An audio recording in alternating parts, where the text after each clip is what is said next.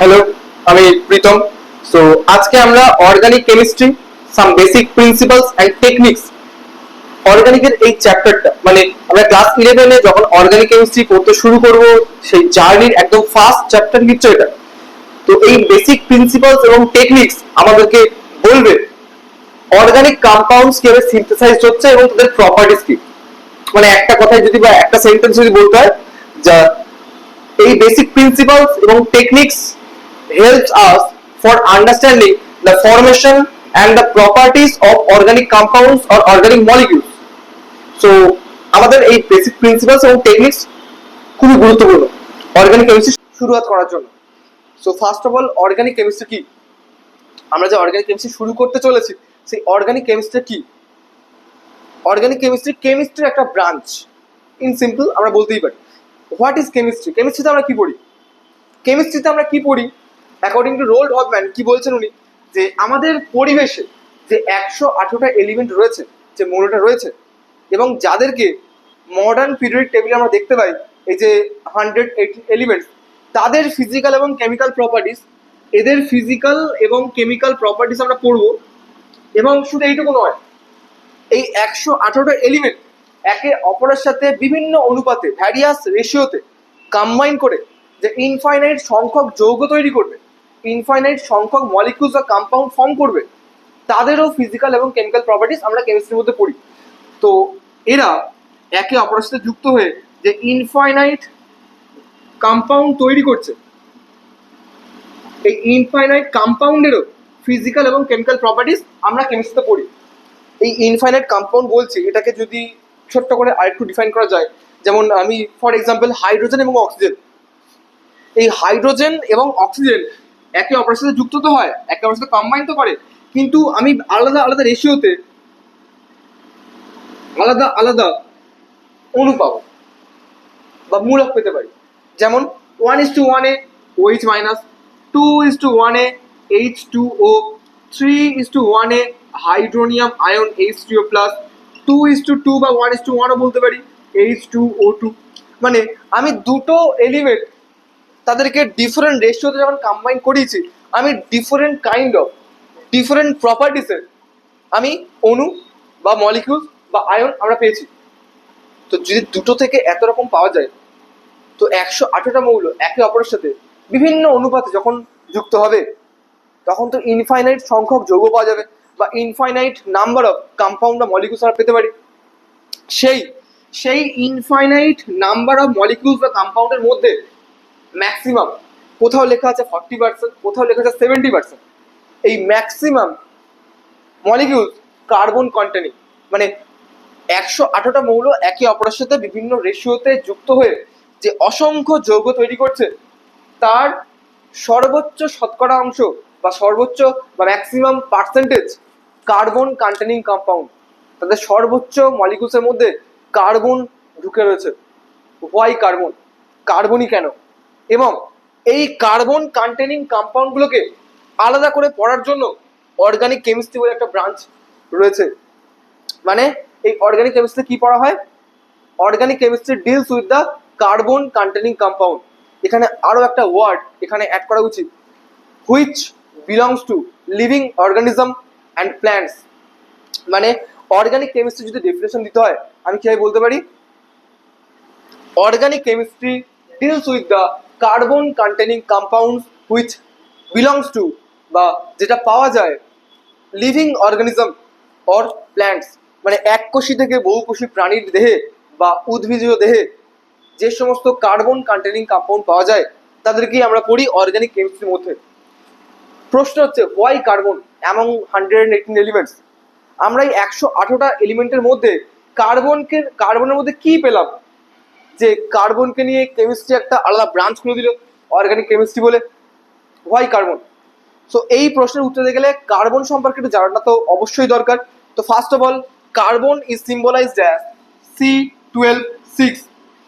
এটা ছাড়াও আরো কয়েকটা আইসোটোপ রয়েছে, যেমন কার্বন 13 6, কার্বন 14 6, বাট এদের অ্যাবান্ডেন্স, পরিবেশে অস্তিত্বের পরিমাণ খুবই কম, অস্তিত্বের শতকরা খুবই কম। সর্বোচ্চ অ্যাবান্ডেন্স রয়েছে কার্বন 12-এর, এবং এদের সবারই electronic configuration according to 6 atomic number 1s2 2s2 and 2p2 এবং কার্বনকে পরিবেশে ফিজিক্যালি কিভাবে পাওয়া যায়, ফিজিক্যালি কোন কোন রূপে পাওয়া যায়, এদেরকে বলা হয় অ্যালোট্রপস, মানে ফিজিক্যাল ফর্মগুলোকে বলা হয় অ্যালোট্রপস। তো কার্বনের ফিজিক্যালি ফর্ম বা অ্যালোট্রপস তিন ধরনের পাওয়া গেছে। The diamond, that is most hardest solid or most hardest solid covalent compounds, and second is graphite, and third is Buckminster fullerene. So আমাদের প্রশ্নের উত্তর এখনো কিন্তু ক্লিয়ার হয়নি। কার্বন কন্টেনিং কম্পাউন্ড নিয়ে একটা অর্গানিক কেমিস্ট্রি নামক একটা ব্রাঞ্চ আলাদা করে পড়তে হচ্ছে আমাকে। কার্বনের মধ্যে কি আছে যে কারণে কার্বনের এত যৌগ পাওয়া যায়, আর এই এত যৌগ পড়ার জন্য আলাদা করে ব্রাঞ্চ আমাকে পড়তে হচ্ছে, কি কারণ? তো কার্বনের এই এত সংখ্যক যৌগের পিছনে মেইনলি দুটো ফ্যাক্টর, দুটো ইউনিক প্রপার্টিস কাজ করে। ফার্স্ট, টেট্রাভ্যালেন্সি। ইন সিম্পল এই টেট্রাভ্যালেন্সি কেন বলতে পারি, চারটে কোভ্যালেন্ট বন্ড। আমরা ডিটেলসে কিছুক্ষণ পরেই আলোচনা করার চেষ্টা করব। Second is catenation properties. Second is catenation properties. What is catenation properties? Catenation is the properties of an element which tell us the ability to form covalent, strong covalent bond with other atom of same element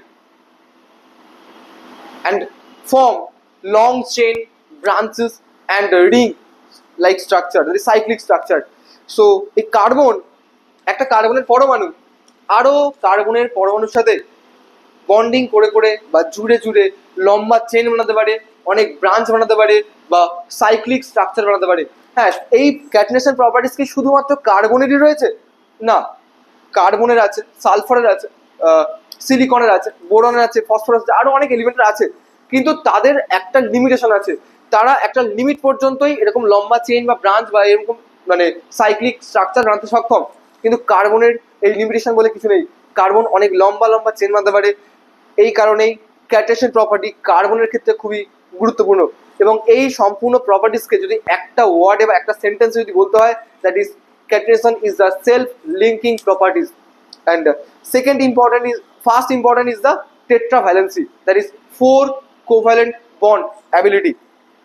যাই হোক, এই দুটো main factor যেটা কার্বনের এত সংখ্যক যৌগের পিছনে দায়ী, এই দুটো মেন ফ্যাক্টর তো আমাকে পড়তে হবে। সো ফার্স্ট অফ অল আমরা এই অর্গানিক কেমিস্ট্রি পড়া শুরু হয় অর্গানিক কম্পাউন্ড পাওয়া নিয়ে। এই অর্গানিক কম্পাউন্ড পেলাম কিভাবে, এই অর্গানিক কেমিস্ট্রি বা অর্গানিক মলিকিউলস বা অর্গানিক কম্পাউন্ডস আমাদের সাথে পরিচিত হলো কিভাবে, এর জার্নি কোথা থেকে? সো এর জার্নি শুরু হয় একজন সায়েন্টিস্ট নাম বার্জেলিয়াস, তার কথার উপর ভিত্তি করে। উনি একটা থিওরি দেন, that is vital force theory. উনি বলেন সর্বপ্রথম যে অর্গানিক মলিকিউলস বা অর্গানিক কম্পাউন্ডস পাওয়া যায় শুধুমাত্র লিভিং অর্গানিজম বা লিভিং বিংস বা লিভিং প্ল্যান্টসের দেহ থেকে। কারণ এই লিভিং অর্গানিজম মানে এককোষী থেকে বহুকোষী প্রাণীর মধ্যে বা প্ল্যান্টসের মধ্যে এক ধরনের মিস্টেরিয়াস ফোর্স থাকে। এই মিস্টেরিয়াস ফোর্সের কারণেই এই লিভিং বিংস বা প্ল্যান্টসের দেহতে অর্গানিক কম্পাউন্ডস সিনথেসাইজড হয়, ফর্মড হয়। এটার মানে সিম্পলি দাঁড়ায় যে organic compound neither can be formed in laboratory artificially, এবং এর কারণ অ্যাকর্ডিং টু বার্জেলিয়াস যে প্রাণীজ দেহে বা উদ্ভিজ দেহের মধ্যে এক ধরনের মিস্টেরিয়াস ফোর্স থাকে, যে মিস্টেরিয়াস ফোর্সকে সায়েন্টিস্ট বার্জেলিয়াস বলেছেন ভাইটাল ফোর্স, এবং এই সম্পূর্ণ গল্পকে উনি বলেছেন ভাইটাল ফোর্স থিওরি।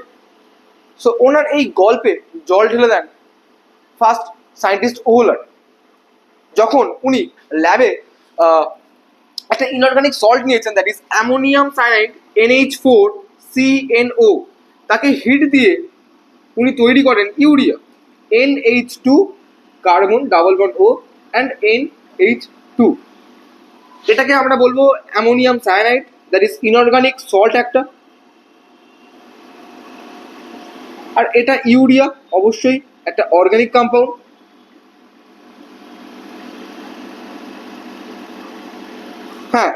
প্রশ্ন এখানে আসা উচিত যে এর মধ্যে কার্বন আছে, organic compound is the carbon containing compound.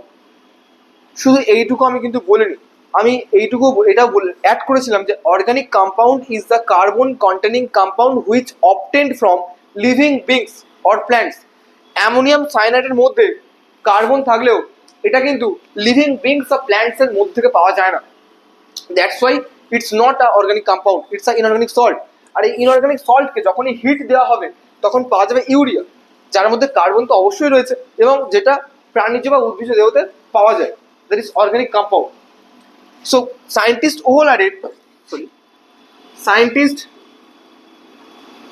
ওহলারের first organic compound, এই ফার্স্ট অর্গানিক কম্পাউন্ড প্রিপারেশনের পরে আরও কিছু সায়েন্টিস্ট লাইন বাই লাইন কিছু অর্গানিক কম্পাউন্ড ল্যাবরেটরিতে আর্টিফিশিয়ালি প্রিপেয়ার করলেন।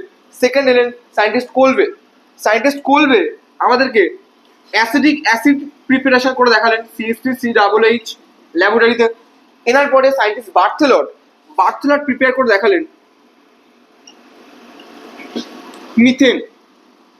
সো এইভাবে vital force theory according to Berzelius সেটা ভুল প্রমাণিত হয় যে অর্গানিক কম্পাউন্ড ল্যাবরেটরিতে প্রিপেয়ার করা যায়, এবং সায়েন্টিস্টরা পরপর ডে বাই ডে দেখিয়েছেন ল্যাবরেটরিতে প্রিপেয়ার করে। এরপর আমরা একটা ওয়ার্ড সম্পর্কে জানবো, দ্যাট ইজ হাইড্রোকার্বন। হাইড্রোকার্বন কি? আমরা কিছুক্ষণ আগে দেখেছিলাম যে কার্বনের দুটো ইউনিক প্রপার্টিস ছিল, একটা ক্যাটিনেশন এবং একটা টেট্রাভ্যালেন্সি। টেট্রাভ্যালেন্সি মিনস চারটে কোভ্যালেন্ট বন্ড। তো চারটে ভ্যালেন্সি, কার্বনের চারটে ভ্যালেন্সি কমপ্লিট করার জন্য সাইড অ্যাটম যারা থাকবে তারা প্রতিবার যে কার্বন থাকবে বা অন্য কিছু থাকবে তা কিন্তু নয়। ম্যাক্সিমাম টাইম এই সাইড অ্যাটমের পজিশনে আমরা হাইড্রোজেনকে দেখতে পাই। তো সেই কারণেই আমরা এই কার্বন কন্টেনিং কম্পাউন্ডকে আমরা, যেহেতু সেইখানে হাইড্রোজেন উপস্থিত রয়েছে, আমরা বলতে পারি organic compound is the carbon and hydrogen containing compound and that is known as hydrocarbon. So যদি modern definition of organic chemistry বা অর্গানিক কম্পাউন্ড বলতে হয় তো একটাই সেন্টেন্স আমরা বলতে পারি, that is organic compound is the carbon and hydrogen containing compound, that is hydrocarbon, and its derivative which obtained from living beings or plants, and the study of that organic compound is known as organic chemistry. মানে কেমিস্ট্রির যে ব্রাঞ্চে এই মলিকিউলসগুলোকে নিয়ে, এই কম্পাউন্ডসগুলোকে নিয়ে পড়া হয় সেটাই আমার অর্গানিক কেমিস্ট্রি। তো এই পর্যন্ত আমার গেল অর্গানিক কেমিস্ট্রি ইতিহাস বা শুরুয়াত, স্টার্টিং। ইম্পর্টেন্ট তো খুব একটা নয়, কিন্তু তারপরেও এর মধ্যে থেকে নিটে একটা প্রশ্ন পাওয়া গেছে। 10 ইয়ার্স দেখলেই বোঝা যাবে যে সেখানে প্রশ্ন ছিল একটা, যে what is the molecular mass of first organic compound which prepared in laboratory. অপশানে অনেক সংখ্যা ছিল, মলিকুলার মাস সংখ্যা ছিল। তো সেখানে আমার উত্তরটা কি হবে আশা করছি জানা আছে, যে ফার্স্ট অর্গানিক কম্পাউন্ড যেটা ল্যাবরেটরিতে প্রিপেয়ার হয় সায়েন্টিস্ট ওহলারের দ্বারা, দ্যাট ইজ ইউরিয়া, এবং যার মলিকুলার মাস কিন্তু 60। নিটেরই প্রশ্ন, 10 ইয়ার্স ঘাঁটলে দেখতে পাওয়া যাবে। সো আমরা এই পর্যন্ত অর্গানিক কেমিস্ট্রি কি বা অর্গানিক কম্পাউন্ড কি, বেসিক ডেফিনেশন, খুব ইম্পর্টেন্স তো আছে বলা যায় না, বা ইম্পর্টেন্স নেইও বলা যায় না, কারণ এখান থেকে প্রশ্ন কিন্তু ছোটোখাটো দেখা যায়।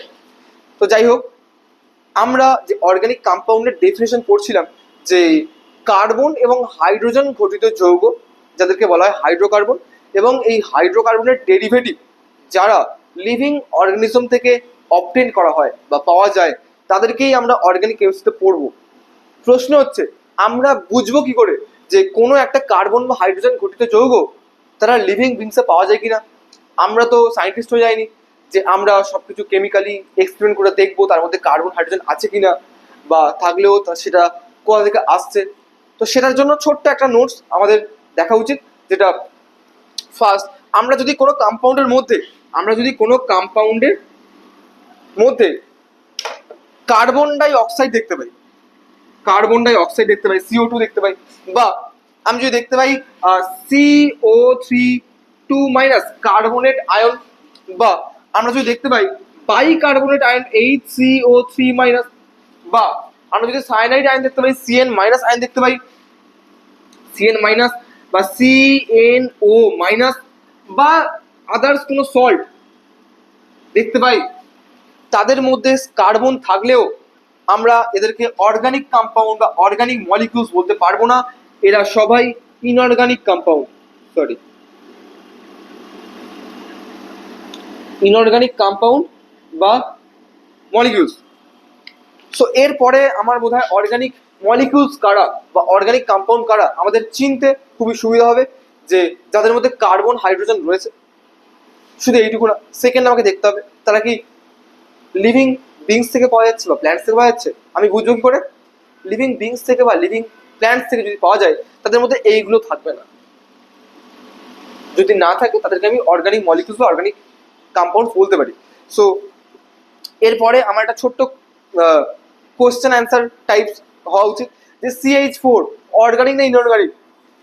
এদের সাথে কারোর সাথে মিলছে না, কার্বন আছে, that is organic. Sorry, CH3 single bond CH3 মিলছে না, organic.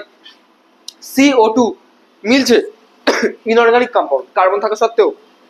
KCl is the K plus and Cn minus, যখন আয়নাইজড করা হবে, মানে আয়নে ভাঙবে ওরা, তো এর মধ্যে Cn মাইনাস আছে, that is inorganic compound. CH3 C double bond O OH, আমি একটা ফর্ম করে দিই এখানে, CH3 C double bond O OH মিলছে না ওর সাথে, that is organic compound. Acetic acid, এটাই তো সায়েন্টিস্ট করলে বানিয়েছিলেন ল্যাবরেটরিতে সেকেন্ডে। এরপরে আছে NaHCO3, NaHCO3 যখন আয়নে এরা ডিকম্পোজ করবে তখন আমি পাবো Na প্লাস এবং HCO3 মাইনাস, মিলছে, তার মানে এটা কিন্তু ইনঅর্গানিক কম্পাউন্ড, অর্গানিক নয়। সেকেন্ডে নেক্সট আসছে আমার Na2CO3 ডিকম্পোজ করে Na plus 2Na plus and CO3 2 minus, মিলছে, তার মানে এটা ইনঅর্গানিক কম্পাউন্ড, অর্গানিক নয়। NH4CNO ভাঙে NH4 প্লাস এবং CNO মাইনাসে, CNO minus, that is inorganic compound, not organic. থার্ডে আসে, সরি নেক্সট আসে CH3C double bond O CH3, এটা কিন্তু কিটোন, এর মধ্যে কোথাও এদেরকে পাওয়া যাচ্ছে না, that is organic compound. Next sorry CH3NH2, এরাও কিন্তু অর্গানিক কম্পাউন্ড, যেহেতু মিলছে না এদের সাথে। সো অর্গানিক ইনঅর্গানিক কম্পাউন্ড, মানে একটা কম্পাউন্ড দেখে আমি অর্গানিক না ইনঅর্গানিক কিভাবে বুঝবো, আশা করছি এই বন্ধু ক্লিয়ার। তো এরপরে আমরা যেটা নিয়ে আলোচনা করব সেটা হচ্ছে কার্বনের টেট্রাভ্যালেন্সি বিহেভিয়ার নিয়ে। এই টেট্রাভ্যালেন্সি বিহেভিয়ার কিন্তু ডিটেলসে পড়া হয় কেমিক্যাল বন্ডিং এর মধ্যে, এবং এই কেমিক্যাল বন্ডিং থেকে টেট্রাভ্যালেন্সির পার্টটা আমাকে বুঝে এসে বা ওর থেকে তথ্য বা জ্ঞান নিয়ে এসে আমি এই চ্যাপ্টারে অর্গানিক কেমিস্ট্রিতে অ্যাপ্লাই করতে পারবো। তো যদিও কারোর জানা না থাকে, আমি ছোট্ট করে একটু ডিটেলসে বলার চেষ্টা করবো। বোর্ডটা ক্লিন করা উচিত।